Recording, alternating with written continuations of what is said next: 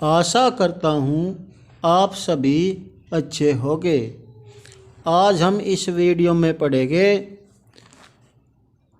Evidence act 1872, जिसे हिंदी में भारतीय साक्ष्य अधिनियम 1872 कहा जाता है। पिछली वीडियो में हमने भाग 2 अध्याय 6 में धारा 100 तक पढ़ लिया था। अब इस वीडियो में हम पढ़ेंगे भाग 3, जिसका शीर्षक है साक्ष्य का पेश किया जाना और प्रभाव।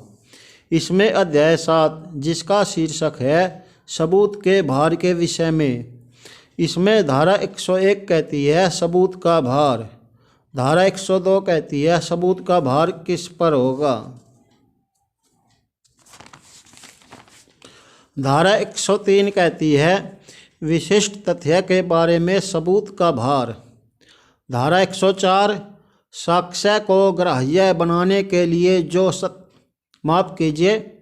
साक्ष्य को ग्राह्य बनाने के लिए जो तथ्य साबित किया जाना हो उसे साबित करने का भार। धारा 105 कहती है यह साबित करने का भार कि अभियुक्त का मामला अपवादों के अंतर्गत आता है।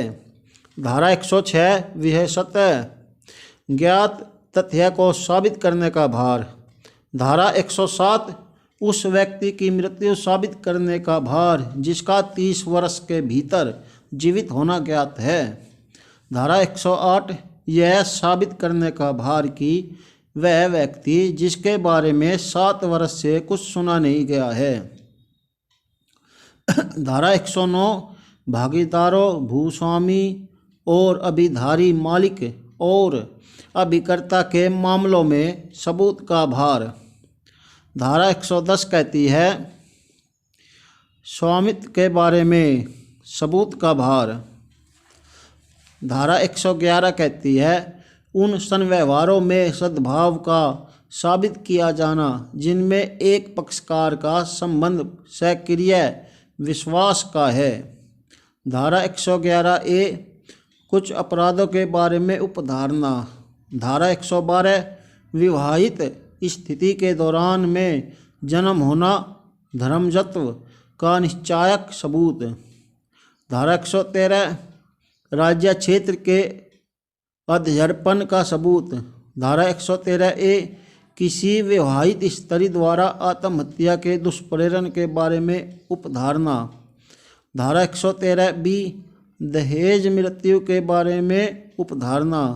धारा 114 न्यायालय किन्हीं तथ्यों का अस्तित्व उपधारित कर सकेगा।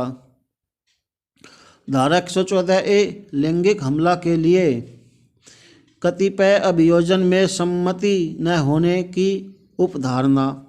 धारा 114B भारतीय दंड संहिता की धारा 354, 35A, 354B, 354C, 354D, 509A या 509B के अधीन कारित अपराधों के संबंध में उपधारणा।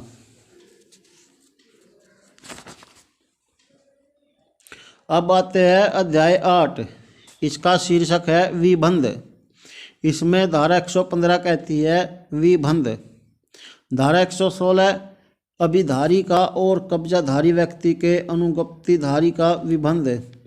धारा 117 विनिमय पत्र के प्रतिग्रहीता का, उपनिहिती का या अनुज्ञप्तिधारी का विबंध। अब आते हैं अध्याय 9 में, जिसका शीर्षक है साक्ष्यों के विषय में।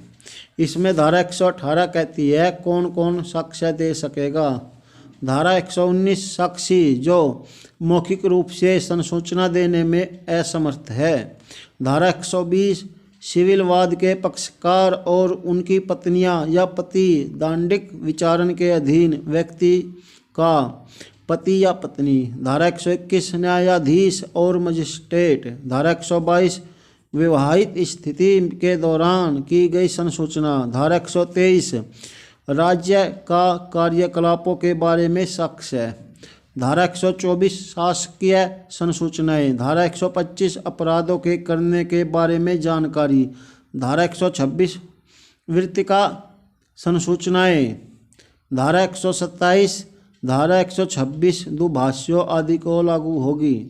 धारा 128 साक्ष्य देने के लिए स्वयं में उद्धत होने से विशेषाधिकार अभिव्यक्त नहीं हो जाता।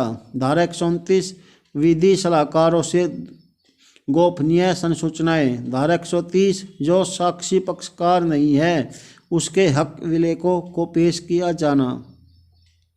धारा 131 उन दस्तावेजों का इलेक्ट्रॉनिक अभिलेखों का पेश किया जाना जिन्हें कोई दूसरा व्यक्ति जिसका उन पर कब्जा है पेश करने से इनकार कर सकता है।